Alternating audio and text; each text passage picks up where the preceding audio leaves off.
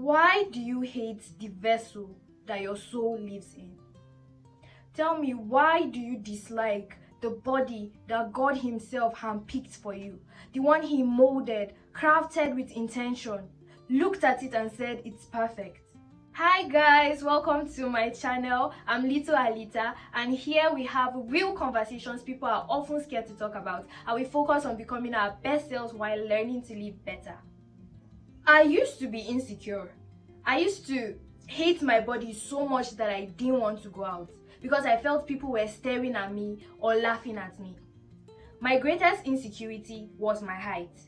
I'm 4'10", I've always been 4'10" for as long as I can remember. I watched my peers grow without me, and it hurts. When you start out the same height as everybody else and then suddenly one day they are towering over you, can't help but wonder, what about me? I remember when I was younger, I would beg God to please help me grow taller, even if it was just a little. I would cry myself to sleep and wake up every morning measuring myself, hoping that maybe, just maybe, a miracle had taken place overnight and God had answered my prayers. To say I hated my body is an understatement. Every look felt like judgment. But that wasn't true. Not everyone that looked at me saw a short girl. Some maybe thought I was pretty, some maybe liked my outfit or something else entirely, but it didn't matter to me because in my mind, every look meant they were judging my height. And that's because that's how I felt about myself. It was me all along. I was projecting my own insecurities, my own beliefs onto others. And maybe some people did see me that way, but only because I already saw myself that way. Because the truth is, the world will only see you the way you see yourself. I've had comments about my height, but I think the one that hurts the most happened back in high school. A few of my peers and I were having fun in the dorm, dancing, laughing, enjoying ourselves.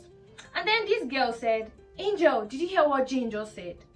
Jane tried to cover her mouth and stop her, but it was too late. She said it in front of everyone that people are dancing and even this dwarf is dancing. I froze. I didn't know how to react. I pretended as though I wasn't bothered. I tried to keep a straight face, but inside, every joy had drained from my body. I left the room quietly, and immediately I got to my own dorm. I burst into tears. My friend Sophia was there to comfort me. Love you, girl. But then, I wasn't hurt because she called me a dwarf. Little people are human too, beautiful humans too. I was hurt because she separated me from everyone else and made it look like I wasn't worthy of being part of the moment just because of my height. But years later, I realized something. What really hurt wasn't what she said. It was that I believed her. Now, I'm not sharing this story so you feel bad for me. I'm good now. I'm in a better place. I've learned to love and accept my body genuinely. But it didn't happen overnight. It took a lot of work, it took effort, it took a lot of rewiring to get to this point. And that's exactly what I want for you too. I remember finding this podcast, the very first one I ever listened to, called Unfuck Your Brain by Cara Lowenthal. I will never forget her as such an angel. She truly changed my life. She had episodes like how to create confidence, how to love photos of yourself, how to feel great naked, and compare and despair. Each one helped me to start doing the inner work and to start seeing myself in a completely different light. People talk about self-love like it's easy. When I was struggling, I used to see those videos that would honestly piss me off. The just love yourself, you're beautiful the way you are type. And I'll think, yeah, easy for you to see when you look like a runway model. But what about the rest of us, the normal looking people that society keeps reminding day after day that we're not good enough? It's not that simple. But what I've learned is that loving yourself doesn't start with what you see in the mirror. It starts within. First thing first, body neutrality.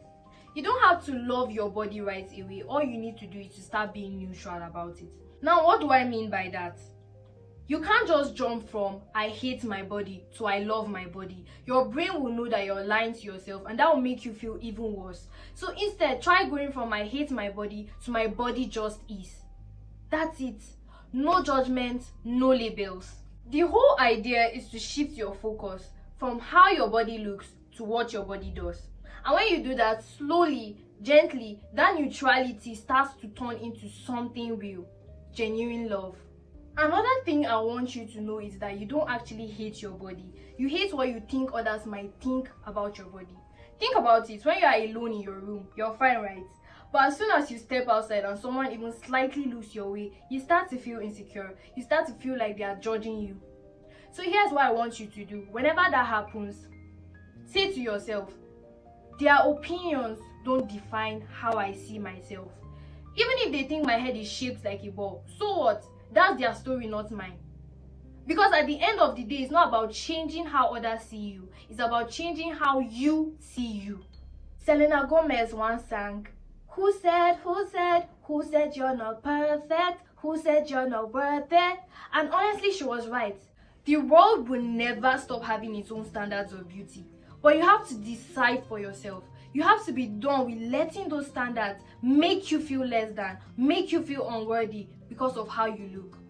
I had to tell myself that if this is the vessel that my soul lives in, and I can't change it no matter how hard I try, then I might as well learn to accept it and take care of it. Because at the end of the day, it's just flesh and it doesn't define me. And I'll leave you with this question. If you put a very expensive diamond in a container that is not as fancy, does that make that diamond less valuable? Thank you so much, guys, for watching. If no one has told you this today, just know that I love you and I believe in you, and I'll see you in my next video. So don't forget to like, share, and subscribe. Bye.